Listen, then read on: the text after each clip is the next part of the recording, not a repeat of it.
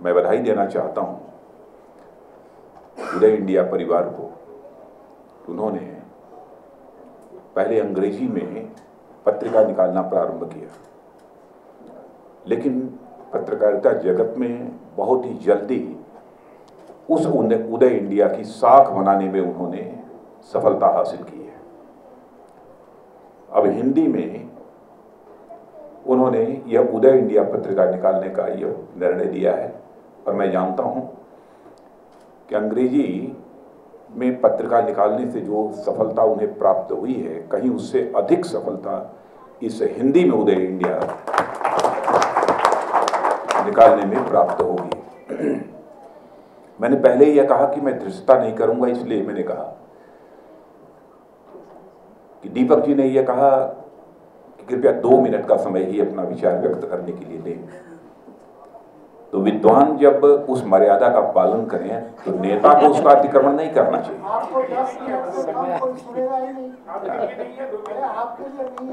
नहीं, लेकिन नेता को तो ध्यान रखना चाहिए इस बात का।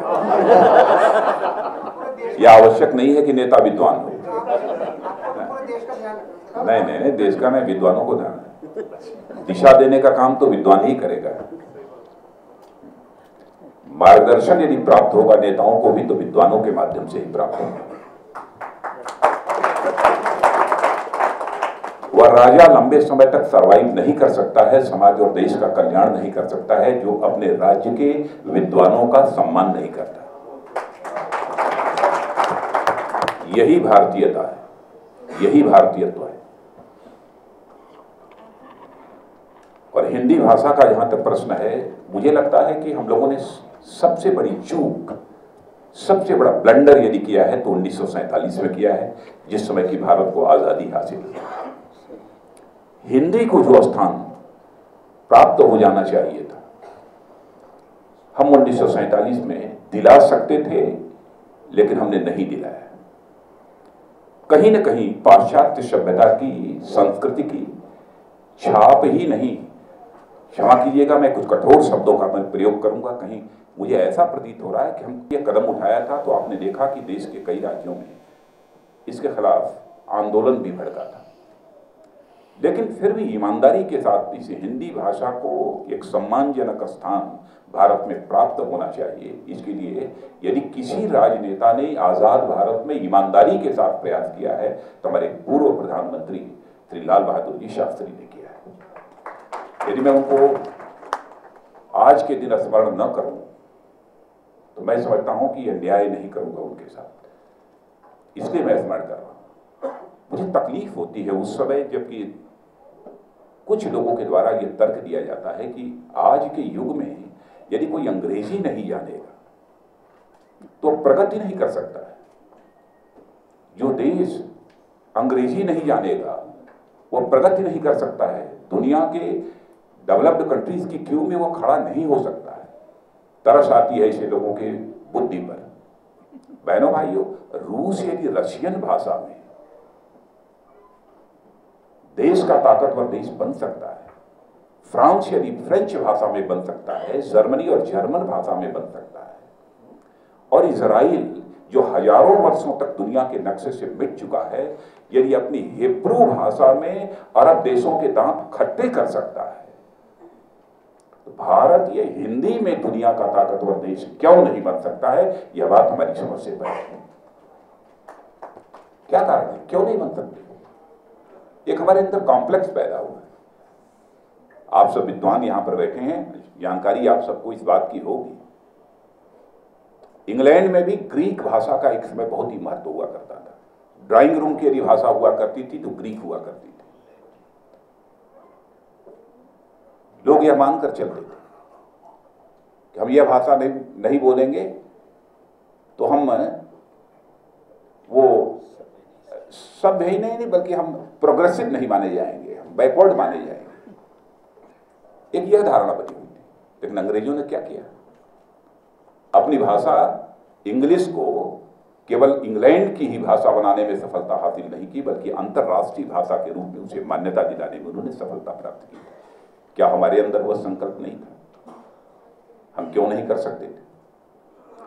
मैं तो देश के सभी राज्यों में जाता हूं, मैं कह सकता हूं कर्नाटक हो, आंध्र हो, तमिल हो, केरला हो। तमिल में एक समय हिंदी का बहुत विरोध हुआ करता था। मद्रास में मैं गया था तो अंग्रेजी में कुछ बोलना मैंने प्रारंभ किया तो लोगों ने कहा कि नहीं, आपके द्वारा हिंदी हमको अच्छी लगती है, हिंदी बोलिए।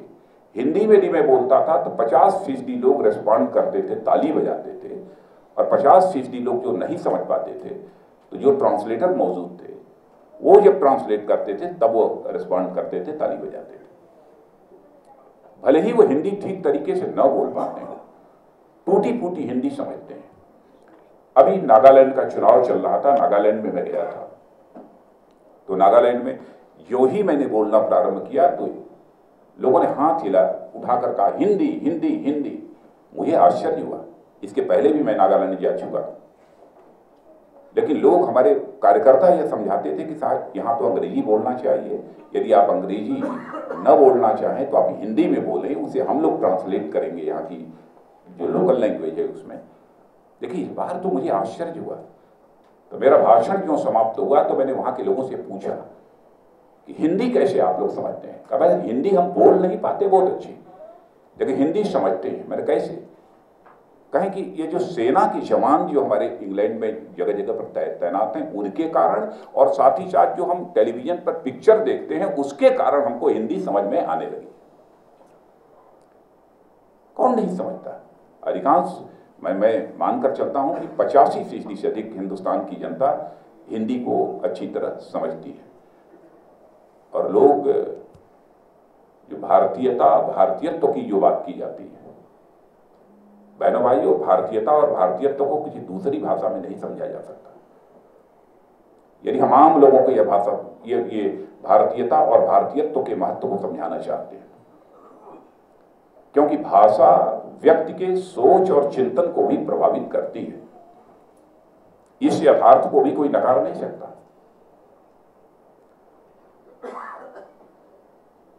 भाषा का एक अपना महत्व है। अब जैसे भारतीयता और भारतीयत्व की ये महत्ता की बात यहां पर चल रही थी कि उसका महत्व कैसे है, तो बहुत सारी बातें शास्त्री जी ने भी कही है और आप लोगों ने भी इसके पहले भी कुछ बातें कही हैं। यह तो विषय बहुत ही लंबा है, बहुत विस्तार में नहीं जाऊंगा। मैंने कैसे सभ्यता और संस्कृत के निर्माण में इस भाषा का महत्व होता है, मैं केवल 1-2 उदाहरण आपको देकर अपनी बात समाप्त करूंगा। जर्मन फिलासफर शोपेनहावर ने भी लिखा है भारत के बारे में। भारत का जो मूल साहित्य विद्यमान है, जिसे भारतीय वाङ्मय कहते हैं, वह तुम्हारा संस्कृत में है, थोड़ा बहुत प्राकृत भाषा में भी है, पाली में भी है। उस भारत के बारे में जर्मन फिलासफर शोपेनहावर ने लिखा है कि साहब यदि भारत को समझना है तो भारत को केवल एक जिंदगी में नहीं समझा जा सकता, बल्कि भारत के आकाश के तले कई जिंदगी गुजारनी होगी, तब जाकर भारत को समझा जा सकता है। इस भारत के महत्व को हम समझा नहीं पा रहे हैं। मैं छोटा सा उदाहरण जो देने की बात मैं कर रहा था, छोटा सा उदाहरण देना चाहता हूँ। यदि आप किसी विद्यार्थी से, इंग्लिश मीडियम के किसी छात्र से पूछिए कि ये बताओ इस दुनिया में कौन कौन से महान राजा हुए, ग्रेट किंग कौन कौन से हुए, तो विद्यार्थी क्या कहेगा? विद्यार्थी यह कहेगा कि नेपोलियन हुए, वो कहेगा किंग चार्ल्स हुए, किंग लुई हुई, किंग आर्थर हुए। तो आप पूछें उससे कि तुम इनको महान राजा क्यों मानते हो, तो ये कहेगा कि इनके पास बहुत बड़ी मिलिट्री फोर्स थी, सैन्य बल था, इनकी हुकूमत, इनकी रूल करने की ज्योग्राफिकल एरिया, भौगोलिक क्षेत्र जो था वो बहुत बड़ा था, दूसरे राजाओं का नहीं था, इसलिए उनको हम महान राजा मानते। भारत में यदि पढ़ने वाले, यदि किसी छात्र से आप पूछें कि ये बतलाओ इस देश का महान राजा कौन था, स्वाभाविक रूप से उसके जुबान पर जो कुछ नाम आएंगे उनमें से 2 नाम स्वाभाविक रूप से आएंगे। वह कहेगा कि भगवान राम थे और राजा हरिश्चंद्र थे, राजा राम और राजा हरिश्चंद्र। क्यों? इनके पास बहुत शासन करने के लिए बहुत बड़ी ज्योग्राफिकल एरिया नहीं थी, उनके पास बहुत बड़ा सैन्य बल नहीं था। यदि उनको भारत के लोग यदि महान मानते हैं तो इसलिए कि उन्होंने अपने जीवन में राजा रहते हुए ही त्याग किया था। यह है भारतीयत्व के जीवन मूल्य। हमारे यहाँ श्रेष्ठता और महानता मापने का पैमाना कभी सैन्य बल नहीं हो सकता है, धन बल नहीं हो सकता है। हमारे यहां महानता को मापने का पैमाना बराबर त्याग रहा है, समर्पण रहा है। यह भारतीयता, भारतीयत्व या अन्य जो देशों की जो सभ्यता, जो संस्कृति है, उनके बीच मौलिक अंतर हम केवल एक उदाहरण से ही समझ सकते हैं। उदाहरण तो बहुत सारे हैं। विश्व वसुधैव कुटुंबकम का संदेश तो इसी भारतीयता और भारतीयत्व में विश्वास रखने वाले ही हमारे ऋषियों और मनीषियों ने सारे विश्व को दिया था। आज बहुत सारे ग्लोबलाइजेशन, लिबरलाइजेशन, मॉडर्नाइजेशन की सब सारी बात की जाती है और विश्व परिवार की बात की जाती है। सब तो बहुत सारी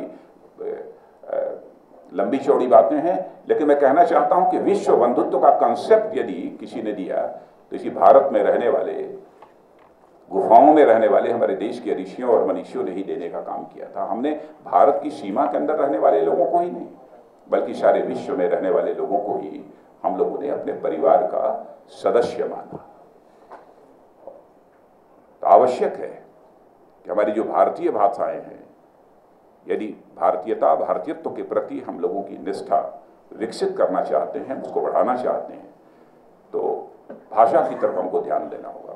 और हमारे जैसा व्यक्ति यदि हमसे कोई पूछे कि पहला कदम क्या होना चाहिए, तो पहला कदम तो मैं यही कहूँगा कि यही होना चाहिए, कम से कम कक्षा 1 से लेकर 5 तक। कोई ये कह सकता है, इस पर डिबेट हो सकती है, कोई कह सकता नहीं साहब बहुत लंबा हो गया, कक्षा 1 से लेकर 3 तक।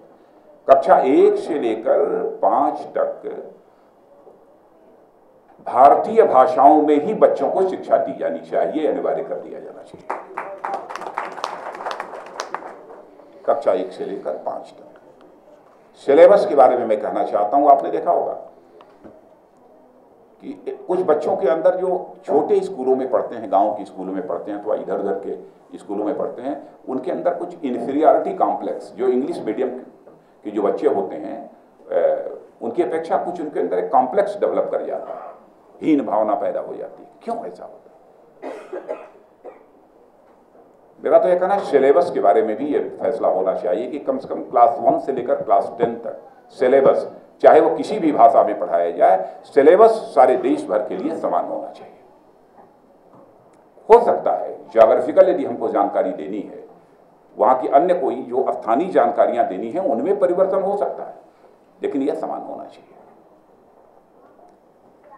अपनी क्षेत्रीय जो भाषाएं होती हैं उसके माध्यम से ही, उनके माध्यम से भी लोग भारत की संस्कृति और भारत अथवा भारतीयत्व की जो मौलिकता है उसको अच्छी तरह समझ सकते हैं।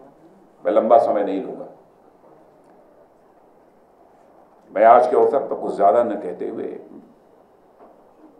मैं आश्वस्त हूं कि क्योंकि मैं उदय इंडिया परिवार से अच्छी तरह परिचित हूं और मैं जानता हूं कैसे अपनी योग्यता, क्षमता, प्रतिभा और इससे बड़ी चीज लगन के आधार पर इस परिवार ने उदय इंडिया को एक पत्रकारिता जगत में मान्यता दिलाई है और एक इसकी क्रेडिबिलिटी, एक इसकी साख बनाई है। ये बराबर पत्रिका हमारे यहाँ आती है, इसके आर्टिकल्स को मैं पढ़ता भी हूं। और अभी मैं ये देख रहा था हिंदी की जो ये पत्रिका, मैं समझता हूं कि जो उदय इंडिया अंग्रेजी की पत्रिका को एक जो कलेवर उन्होंने दिया और एक जो उसकी एक निष्पक्षता और उसकी साख बनाकर रखी है, तो हिंदी में निकलने वाली इस पत्रिका को भी ये उदय इंडिया परिवार उसको बनाकर रखेगा। दीपक रंजीत तो समय समय पर बराबर आते रहते हैं और उनकी लगन को देखकर तो मैं बहुत ही प्रभावित रहता हूँ। छोटी सी आयु के एक नौजवान और कितने लगन के साथ इस परिवार, उदय इंडिया परिवार के लिए वो काम कर रहे हैं। मैं उनको भी शुभकामनाएं देता हूँ, उदय इंडिया परिवार के सभी को शुभकामनाएं देता हूँ और इस पत्रिका के उत्तरोत्तर प्रगति की ईश्वर से मैं कामना करते हुए अपना निवेदन समाप्त करता हूँ।